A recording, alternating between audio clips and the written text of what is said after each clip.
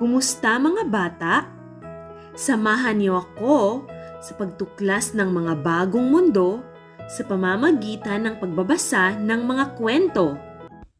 Ang kwentong babasahin natin ngayon ay ang magkakapatid na orasan. Isinulat ni Jocelyn P. Di Malaluan at iginuhit ni Maripaz Bicondez at Jestine de Guzman.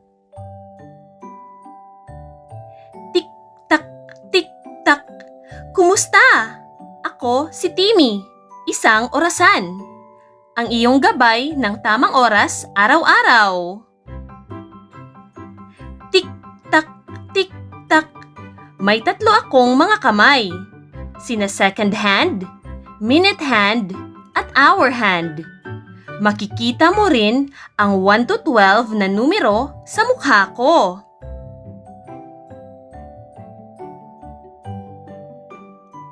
Mas mahaba at mabilis umikot si second hand kesa kay minute hand. 60 na segundo ang kumpleto niyang ikot. 1 minuto ang 60 na segundo.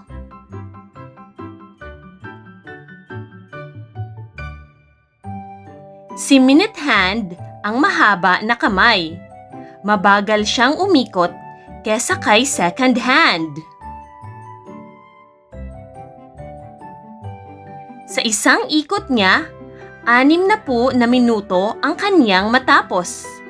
Tik-tak, tik-tak. Ang isang oras ay may 60 na minuto. Si hour hand ang pinakamaikli na kamay. Pinakamabagal siya na umikot. Sa isang ikot niya, 12 na oras ang kaniyang matapos.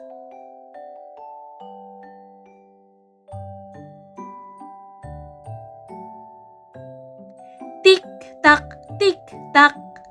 May 24 na oras sa isang araw.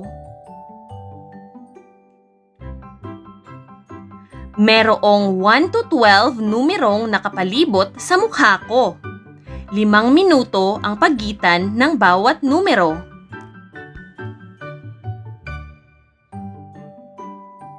Binabasa ang numerong 1 hanggang 11 gamit ang skip by 5 na pagbibilang.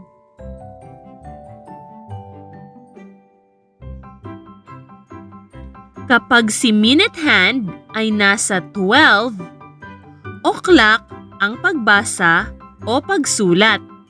Sinusulat ito ng 00. Tinuro ni hour hand ang 8 at ni minute hand ang 12. Tik-tak, tik-tak. 8 o'clock ang pagbasa.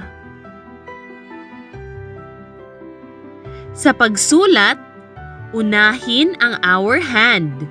Pagkatapos, si minute hand. 8 o'clock ang pagsulat nito. Tik-tak, tik-tak. May 2 akong kapatid. Si Logie ang lalaki kong kapatid at siya ay isang analog clock.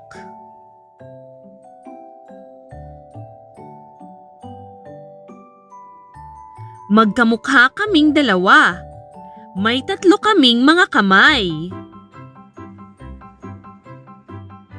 Si Hilda ang aking babaeng kapatid. Siya ay isang digital clock. Wala siyang kamay. Si Hilda ay nagpapakita ng oras at minuto. Antemeridium ang mga oras mula sa hating gabi hanggang tanghali. Ang abbreviation nito ay AM. Postmeridium ang mga oras mula tanghali hanggang hating gabi. Ang abbreviation nito ay PM.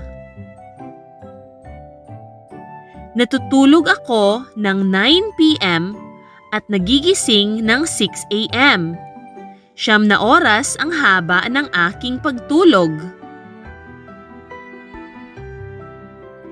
Tik-tak, tik-tak. Ito ay tinatawag na elapsed time. Kami ang magkakapatid na orasan. Kami ang inyong gabay sa araw-araw ninyong gawain. Ang oras ay mahalaga at hindi na maibabalik pa kapag ito'y natapos. Ito'y katulad ng ginto, kaya gamitin natin ng wasto. At iyon ang kwento ng magkakapatid na orasan.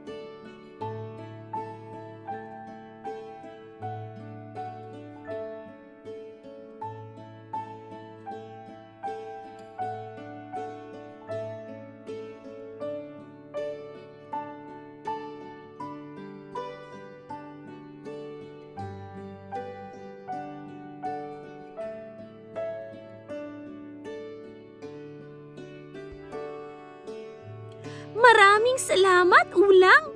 Kahit na wala na sila nanay at tatay, nandito ka pa rin na nagmamahal sa akin.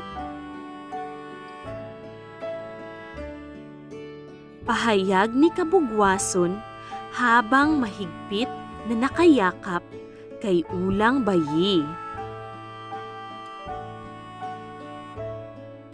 At yun ang kwento ni Kabugwason at ng mga bituin.